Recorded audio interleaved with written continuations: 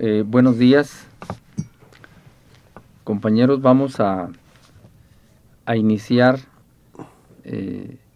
nuestra plática de hoy en este espacio de Cambio de Michoacán, que constituye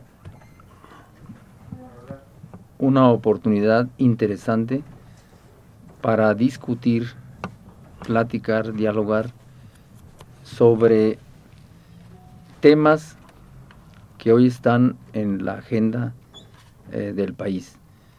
En esta ocasión vamos a platicar sobre este movimiento de jóvenes que hoy están ocupando yo diría la escena nacional, están ocupando el espacio público y que de alguna manera viene a oxigenar, yo diría, la vida nacional, la vida política, la vida social, y hoy queremos pensarlo desde distintos campos disciplinarios, en este caso desde el campo de la filosofía, cómo vemos este movimiento de jóvenes, si es un movimiento espontáneo o es un movimiento que de alguna manera se ubica en una tendencia de cambio, de transformación de diferentes estructuras del poder en México. Pues muy bienvenidos a este espacio. 2 Juanes tenemos en este espacio hoy día, y pues que nos presentemos. Yo soy Rafael Mendoza Castillo, escribo en El Cambio de Michoacán, y hoy estamos aquí para pensar este movimiento de jóvenes. Bueno, gracias, buenos días. Yo soy Pablo Ramírez Gallardo, profesor del Colegio de Bachilleres en modalidad abierta y egresado de la Escuela de Filosofía de la Universidad Michoacana y también de la licenciatura en Psicología Educativa del Instituto Michoacano de Ciencias de la Educación. Es un placer estar aquí compartiendo micrófonos e ideas sobre este tema que ya se ha subrayado, es relevante para la reflexión política presente y abierta hacia el futuro que ahora se posibilita con este movimiento juvenil, que reapertura muchas posibilidades de resistencia, mucho optimismo en torno a ello, pero también, por supuesto, muchas suspicacias respecto a las causas que lo motivan, los fines también a los que pueda llegar, ¿no? Entonces, yo me siento congratulado de estar aquí para abordar el tema. Buenos días, yo soy Juan Velasco, soy egresado y profesor de la Facultad de Filosofía de la Universidad Michoacana y pues invitado una vez más a participar en esta mesa. Muchas gracias. Sí, para hablar de este movimiento que, como señalaba Pablo, sí ha generado, aparte de este ocupar el espacio público, ha generado mucha suspicacia. Yo no sé qué tanto por el movimiento en sí mismo y qué tanto sea más bien porque quizás queremos analizar este movimiento con categorías que ya no le corresponden. Quizás ese es uno de los factores que habría que tomar en cuenta. ¿Cuáles serían las categorías que tendríamos que construir para poder analizar este movimiento que me parece a todos nos tomó de sorpresa? Yo creo que por ahí habría que pensar algo. Efectivamente, en muchas ocasiones, ante fenómenos de la realidad que irrumpen de pronto en el escenario público, el escenario social, y esto de alguna manera nos lleva a pensar sobre ciertos conceptos, ciertas categorías que de alguna manera en muchas ocasiones no están correspondiendo a algo nuevo, a algo emergente en la realidad. Y como hemos dicho siempre desde el campo de la filosofía, cómo la realidad social se mueve mucho más a prisa que muchas veces los esquemas conceptuales que tenemos en este sentido van un poco a la saga, van un poco atrasados. Y recordar también, para engarzar este este movimiento con aquel de 1968, que había unas demandas muy específicas, muy concretas. Yo recuerdo la número 1 que decía libertad a los presos políticos, que resultaba interesante frente a un sistema político, un orden político cerrado, muy autoritario, y esto significa entonces que aquel movimiento surgió frente a un conflicto de dos pandillas, si recuerdan ustedes, que las Arañas y que los Ciudadelos, y después se fue complicando en ese sentido. Y hoy vemos, por ejemplo, que ya lo ponen algunos escritores o gente que está pensando en la realidad en México, como el M11, mayo del 11, en una universidad, exactamente la Ibero, surge también como un choque entre lo que están pensando los jóvenes, lo que es la conciencia universitaria y lo que es un esquema de partidos también con conceptos muy viejos, muy atrasados, y ahí se demuestra cómo desde el poder, desde el punto de vista de un candidato específico que representa toda una estructura histórica, autoritaria, como es el candidato del PRI, hicieron una lectura, es decir, como si fuese hace 40 años o 30 años, es decir, se les acusó de porros, de gente pagada, se les descalificó.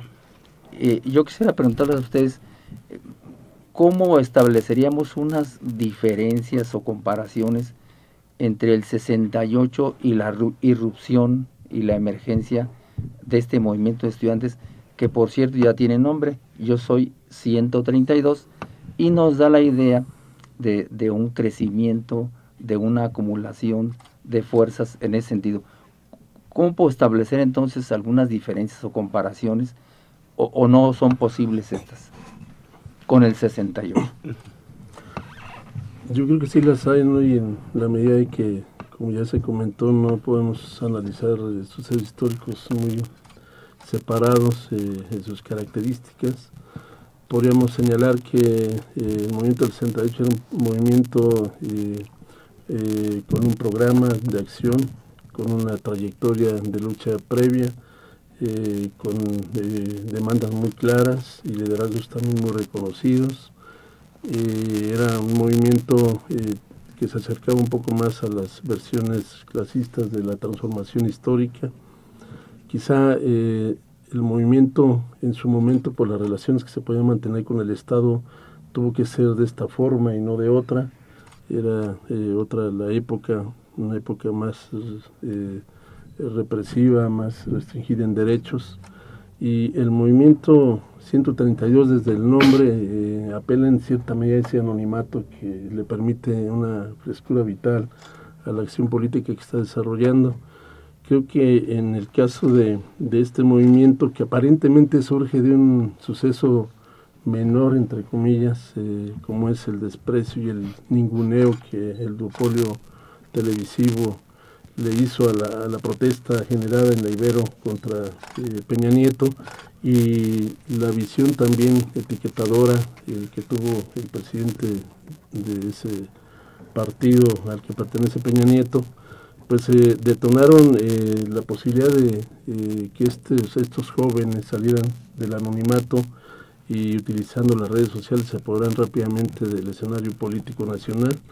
Creo que hay una gran diferencia aquí también, porque nadie podía esperar que de la universidad más representativa de lo que podría llamarse el conservadurismo nacional, desde el enfoque político quizá de clases o desde la perspectiva marxista, no podría salir una práctica contestataria que pudiera llamar a la transformación social, ¿no? Cuando se suponía que, bueno, ahí se estaban de alguna manera formando las conciencias que fortalecerían el sistema de cosas dadas, ¿no?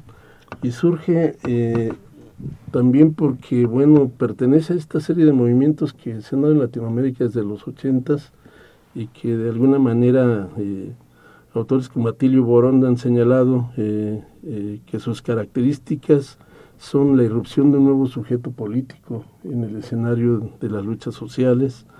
Hay un gran fracaso económico visible de las políticas neoliberales amparadas por el consenso de Washington del 89, que ha generado más riqueza en los ricos y más pobreza en las capas medias de la población. El fracaso también de esta versión democrática o del capitalismo democrático sustentada en las formas de usar al pueblo solamente para elegir a aquellos que lo van a oprimir en procesos electorales, ¿no? Se utiliza la población para legitimar esquemas de poder institucionalizados a través de facilitar formas políticas de participación muy domésticas, en el sentido de que elegir a través de mi voto a un candidato para que llegue y ejerza una democracia representativa más ajustada a los intereses de los partidos, de la partidocracia, que de la población, pues es también una manera de estar recitando un contexto lleno de sinsentidos para los jóvenes, como también podríamos mencionar la necesidad de que estas luchas a través de los nuevos espacios tecnológicos, las redes sociales, del Facebook, del Twitter, puedan tener un sentido y un impacto globalizador, ¿no? Puedan tener la posibilidad de estarse asociando a otro tipo de escenarios de lucha en lugares muy recónditos que anteriormente era muy difícil vincular, ¿no? A diferencia del 68, este movimiento pues, no está tampoco focalizado a una institución universitaria o a dos.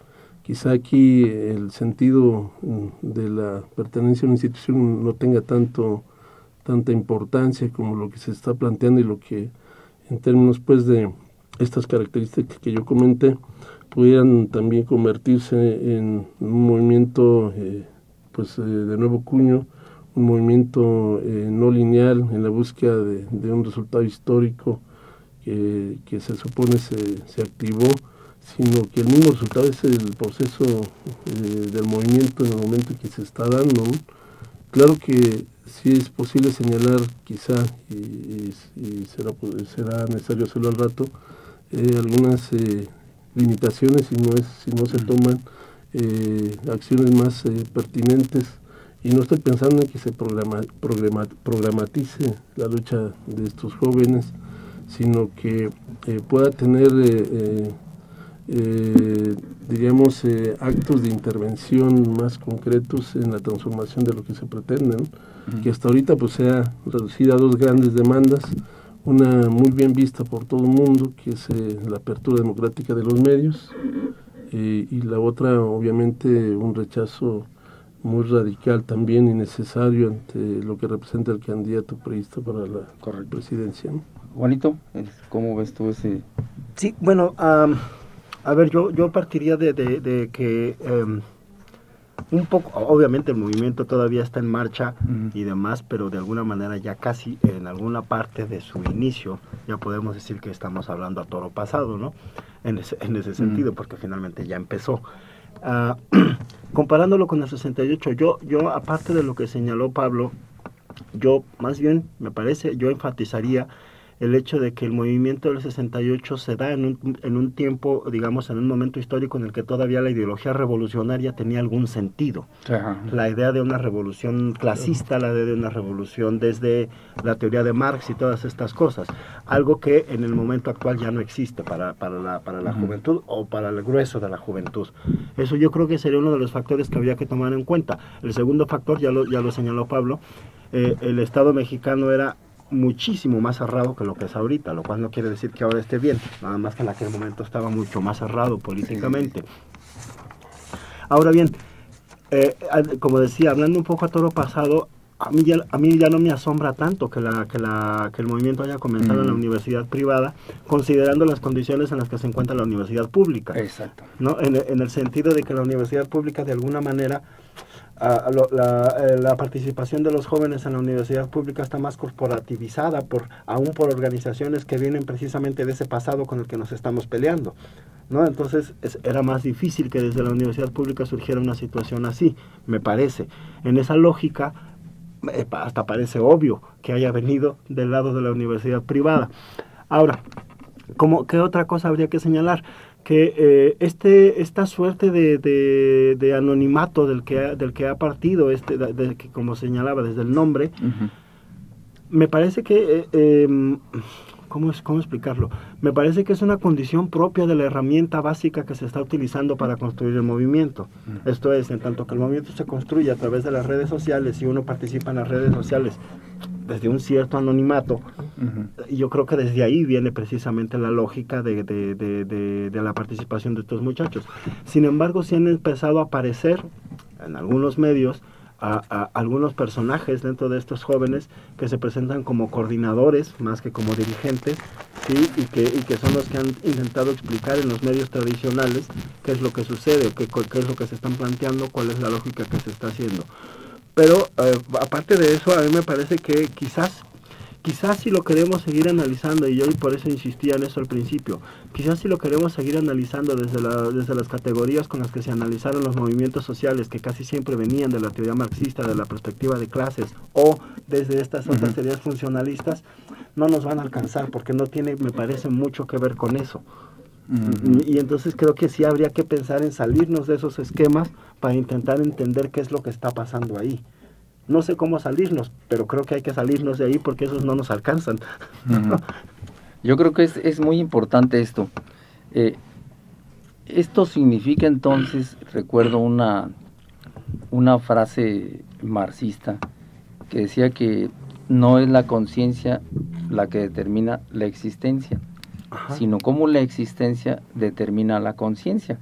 Y entonces aquí sería muy interesante penetrar en la parte de la subjetividad y efectivamente un poco ir más allá del campo disciplinario del marxismo y cómo invitar a otros discursos, como por ejemplo el discurso psicoanalítico, que nos permite entonces comprender cómo no se puede domesticar, no se puede dominar a la subjetividad. Y cómo la subjetividad puede exactamente irrumpir en cualquier momento. Y esto es muy interesante porque tú nos llevarías, si se recuerdan los textos de Althusser sobre los aparatos ideológicos de Estado, donde había una dominación casi mecánica y no dejaba apertura a elementos constituyentes de la misma subjetividad. Entonces, ¿qué piensan ustedes respecto de esto? Porque efectivamente no es esa determinación de la realidad sobre la conciencia, sobre la subjetividad, sino que hay un margen exactamente que en este momento cualquier subjetividad puede aprovechar para irrumpir y en cualquier momento. Aquí la idea es cómo efectivamente hoy Yo Soy 132 visualizan, yo creo que un problema central, cómo efectivamente los medios de comunicación y el duopolio televisivo, ¿verdad?, que no se trata solamente de la cuestión de información, sino qué piensan ustedes en cuanto a que esos medios, al controlar la información, de alguna manera te marcan un sentido de la realidad y al mismo tiempo te reprimen un sentido de la realidad. ¿Y creen ustedes que al abordar este tema, Yo Soy 132 toca un punto neurálgico respecto de la subjetividad y que esta, pues, decía Sabater, pues jamás puede ser atrapada totalmente, ¿verdad? ¿Qué piensan al respecto? Bueno, sí, creo que tenemos que partir de reconocer que el deseo en su identificación inconsciente es indomable, ¿no? Y en ese sentido, claro, el ímpetu juvenil contestatario podría ser representar una imagen que nos conduzca en la tópica freudiana, señalar que ese gran super-yo social, sistémico, está siendo vulnerado por fuerzas inconscientes, con toda la, no familiarización que estas fuerzas porten y por ende pues se conviertan en imágenes que hay que rechazar, ¿no? Imágenes que hay que, como dijiste, domesticar, que hay que regular, que hay que reencauzar, ¿no? Siempre será posible que el inconsciente genere palabra, ¿no?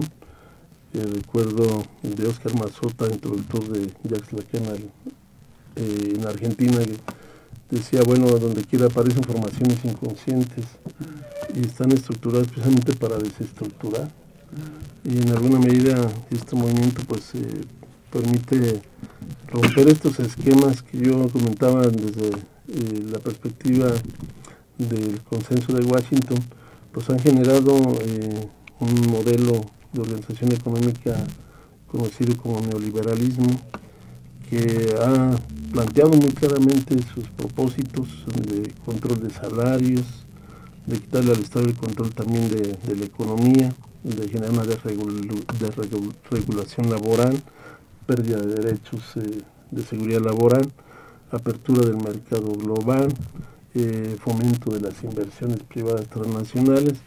Y en este contexto, esta realidad social en la que se encuentran países de Latinoamérica, con las salvedades que tiene esta denominación, pues ha permitido la emergencia no solo de este movimiento aquí. Yo creo que forma parte de estos grandes movimientos que han surgido desde los 90, con el ejemplo de los piqueteros argentinos, con el ejemplo también de los estudiantes chilenos.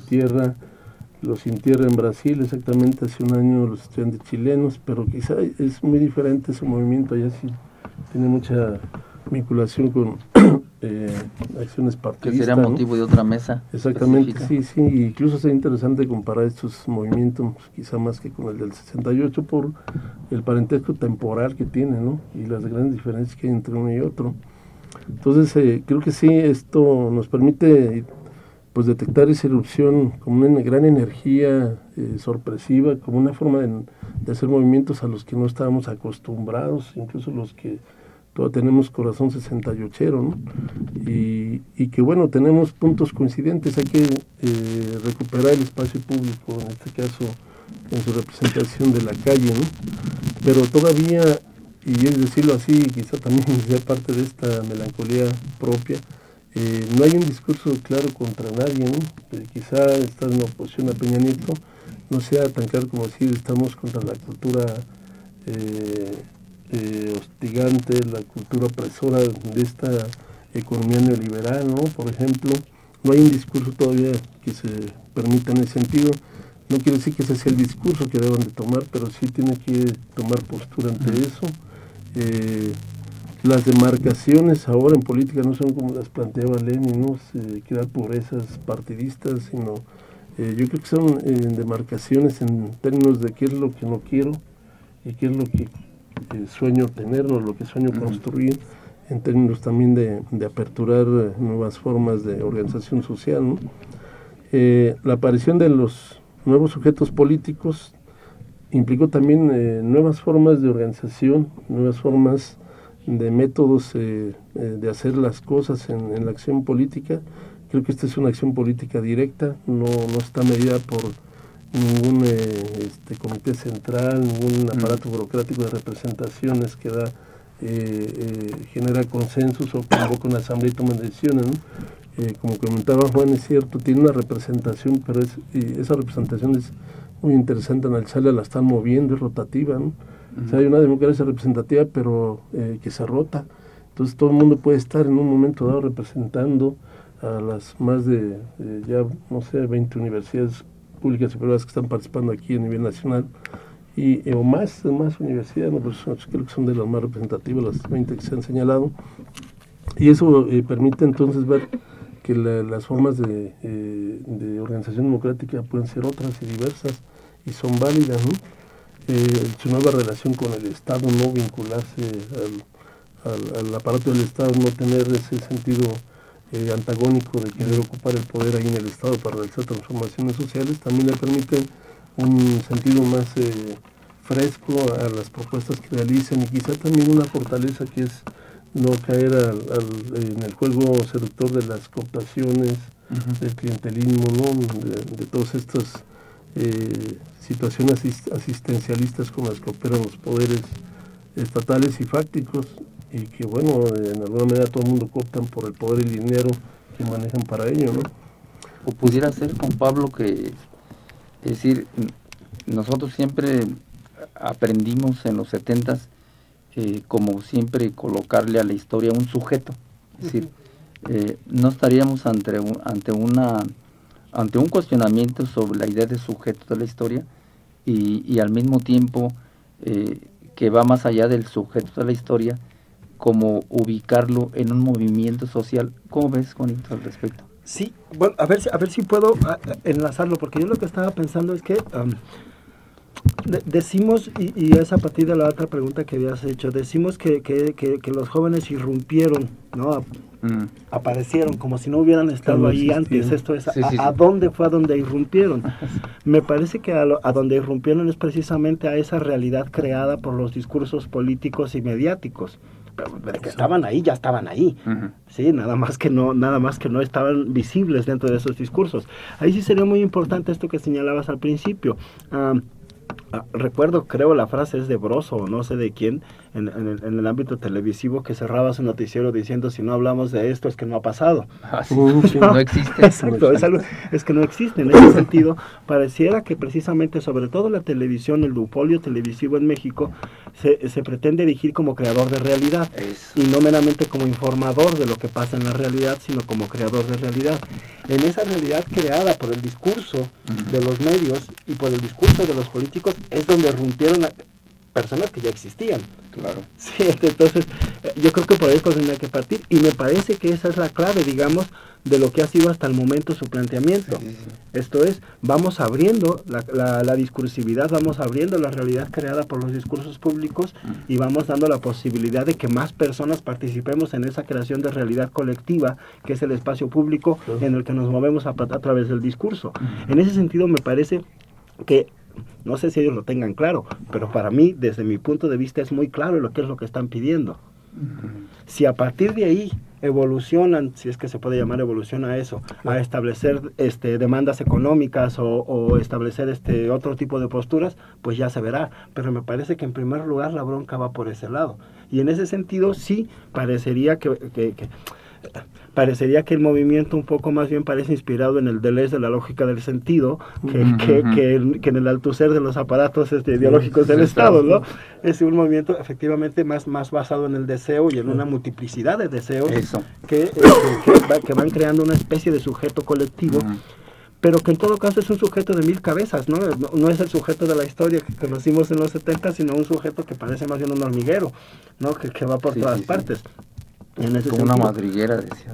Sí, es exactamente, y quizás por eso es tan difícil de conceptualizar también, ¿no? Yo asistí a la primera marcha que se hizo aquí en Morelia por parte de ese movimiento, y yo también, aunque no, bueno, yo nací en los 70, pues, pero también traigo un poco la nostalgia, como dices. Fue muy curioso. Yo había asistido antes a varias marchas, a varios movimientos, pertenecía a varios movimientos, y ahora llegar ese día y pues ahí estábamos todos, porque no había nadie que dirigiera, teníamos que, los que llegáramos, ponernos de acuerdo. La costumbre, sí, exactamente, el Mesías. ¿no? Exacto, pero fue muy claro cómo ellos, ahora sí que digo de ellos por la diferencia generacional que hay con la mayoría de los que participaron, muy jóvenes. Sí, pues sí, nos juntamos, y ya cuando vieron que éramos suficientes, vamos a ponernos de acuerdo a ver qué hacemos. No había una estructura organizativa vertical. No estaba previa, lo único que estaba previo era la convocatoria, a ver quién llegaba. Y a partir de los que llegamos fue que se organizó lo que se podía organizar. Yo creo que mientras puedan mantener eso, será un movimiento muy difícil de clasificar, precisamente porque no vamos a tener a quién es de acción directa, ahí se toma la cosa. Exactamente, no vamos a poder ubicar al sujeto que supuestamente dirige, sino que ese sujeto colectivo se pone de acuerdo a hacer las cosas. Algo muy interesante es, recuerdo cuando estudiaba filosofía, dos palabritas griegas, el oikos como la parte familiar, la parte privada, y la eclesía como esa parte pública.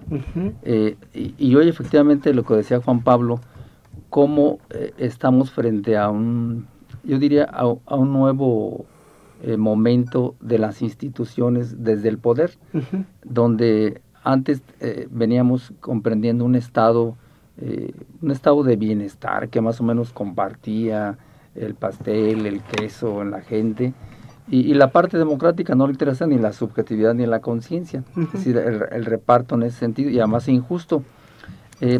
Y al mismo tiempo, cuando irrumpe en ese modelo neoliberal desde 1982, en donde ese estado se achica, se simplifica, y entonces viene un proceso de venta de lo que es un patrimonio, el patrimonio de un pueblo, de sus empresas, y al mismo tiempo viene un proceso desregulativo, es decir, cómo entra el mercado en ese sentido, y entonces se vende y se compra, y aparece exactamente una parte, yo diría, de esa conciencia que no han podido domesticar, que es esa conciencia de los jóvenes, y si podemos compartirla, cuando vemos un país de adultos en una conciencia muy conservadora, muy adecuada al mismo orden, al mismo sistema, y entonces aparece una conciencia que nos señala, porque yo lo veo así, que señala que algo está mal, que algo no está cumpliendo con esa condición humana, y además pone como muy vigilante, muy alerta, ¿sí? Cuidado, la vida de los partidos, cuidado la vida de las instituciones, no van por el camino de la condición humana. Yo creo que esta parte es interesante de verla, porque de alguna manera mucha gente quiere cooptar este movimiento de los jóvenes, colocarlo en un proceso electoral, le ponen una fecha, 1 de julio, ¿verdad? ¿Cómo ven ustedes esta parte? Es decir, aun cuando el proceso neoliberal no solo es un proceso económico, sino que también viene metido ahí una serie de representaciones culturales. Es decir, ¿en qué me quieren convertir a mí, no? Me quieren convertir en un consumidor, me quieren convertir en un cliente, aparte no hay empleo. Yo creo que el proceso sí amerita la invitación a varios discursos, de varias disciplinas, y de alguna manera va a romper, ¿verdad?, con un campo muy cerrado disciplinario, y que va más allá de las disciplinas. Claro. ¿Cómo va en ese aspecto? Es decir, el movimiento social de los jóvenes, que le pongo el nombre, para no meterle sujeto de la historia, como Marcuse decía, pues el sujeto de la historia van a ser los jóvenes. Hay que retomar esas partes interesantes de Marcuse. ¿Cómo ven ustedes esta parte?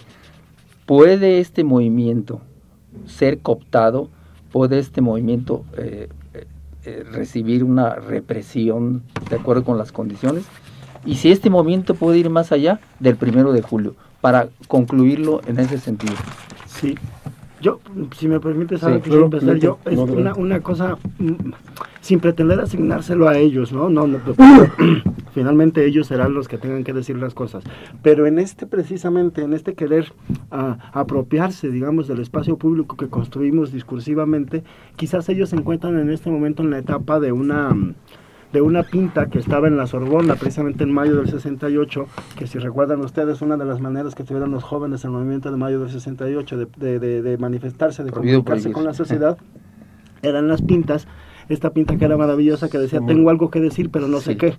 No, era precisamente, o sea, yo quiero estar aquí, debo formar parte de este espacio, aunque todavía no sepa qué es lo que tengo que decir.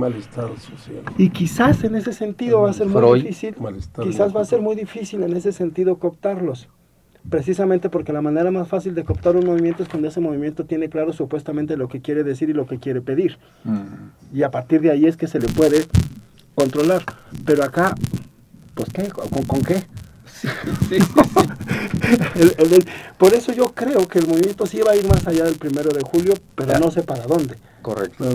Ellos sabrán para dónde, pero yo creo que sí va a ir más allá del 1 de julio. Evidentemente el 1 de julio es una fecha importante para ellos. ¿Y ves posibilidades de una represión, una respuesta brutal? Yo creo que no, creo que ya no están dadas las condiciones sociales para una cosa como esa. Yo creo que no. Y aparte de que son ineludibles en cierto sentido, en tanto que se mueven a través de las redes. Aparecen de repente en la calle, pero el movimiento realmente está ocurriendo en la red. Y a menos que se quisiera llegar a un punto como en los estados autoritarios de Asia que tienen controlada la red, yo no creo que se pueda controlar esa situación. Muy bien, Juan Pablo. Pues se puede cooptar, hay posibilidades de represión, va más allá del 1 de julio. El enemigo para la cooptación no es ahorita el poder y el dinero, ¿no? Porque no son los jóvenes, personas que estén buscando eso, ¿no? Para poderse no andan comprando reconocer, nada. No, ni se andan vendiendo, ¿no? En realidad yo creo que rompen ese anonimato, no por la mecánica, como comentabas claramente, recuperando de David Hume, ser percibido, era ser noticia, es ser percibido, es tener existencia. Y ellos no tanto eso, porque han logrado un espacio que nos da un gran ejemplo de cómo se democratizan los medios, cómo se utilizan de manera democrática, ¿no? En las redes sociales y no tanto en los medios de comunicación tradicionales, que nadie les cree, ¿no? Que no tienen aceptación y que obviamente es muy visible que sirven a los grandes intereses monetarios del país, ¿no? Entonces yo creo que sí es difícil. ¿Y crees que vaya más allá del 1? Es difícil que los coopten porque tiene dentro de lo que dice el autor Massimo Modonesi el rasgo de que buscan autonomía, ¿no? La autonomía es un rasgo muy clave de los nuevos movimientos sociales en Latinoamérica. De pronto parecerse a otros, yo creo que lo podemos decir que es un movimiento social con todas las características. ¿No es todavía ese sujeto colectivo? No, y aunque recupera algo de los grandes movimientos anarquistas, libertarios del siglo XIX, yo creo que sí es un movimiento que todavía tiene mucho que dar, ¿no? Nosotros lo único, como pues adultos quizá, pero también unidos en la reflexión con ellos, lo que podemos decir es a quién no deben de caer, quizá, ¿no? Cuidar eso, porque es cierto que no puede ser su tiempo solamente el tiempo electoral, tiene que trascender ese tiempo. Me agrada la idea también de que se mueve en un ambiente de relaciones de subalternidad, ¿no? Porque son diversidad de clases sociales que están ahí representadas, no hay ninguna clase, no hay un linealismo histórico, una predestinación de nadie ni de nada, y lo que se está haciendo pues es obviamente un constructo que no existía, ¿no? Un constructo en la imagen y quizás después en la teoría, en la conceptualización de los movimientos sociales. La búsqueda de esa identidad, sería un movimiento, una búsqueda identitaria, pues también todavía está por hacerse, ¿no? Todo está, yo creo que en proceso de construcción, pero me agrada que piensen en una confederación, que no me gusta el nombre, una confederación de estudiantes que representen a las universidades participantes y que luego sea un movimiento también de organizaciones que ya existen y que se adhieran ahí. Porque dice Enrique Krause que él les propone una cuestión institucional como un partido político. No, pues pero si vemos es otra forma de cooptación. Exacto. Una forma de cooptación de la política tradicional que yo creo que está rebasada con lo que han hecho hasta ahorita, ¿no? Bueno, podemos entonces concluir. Claro. Podemos decir que este movimiento de los jóvenes irrumpe exactamente en un escenario donde ciertas tendencias a la conservación, ciertas tendencias a que este país continúe con un modelo económico injusto, donde la riqueza, al mismo tiempo que la cultura, no se distribuyen con equidad, con justicia, y que nos deja a nosotros esa posibilidad de que las cosas y la historia se echan a andar de nuevo, y esto es muy importante. Podemos concluir en ese sentido. Pues les agradecemos su presencia. Muchas gracias. Y los esperamos la próxima para seguir pensando sobre este movimiento de los jóvenes.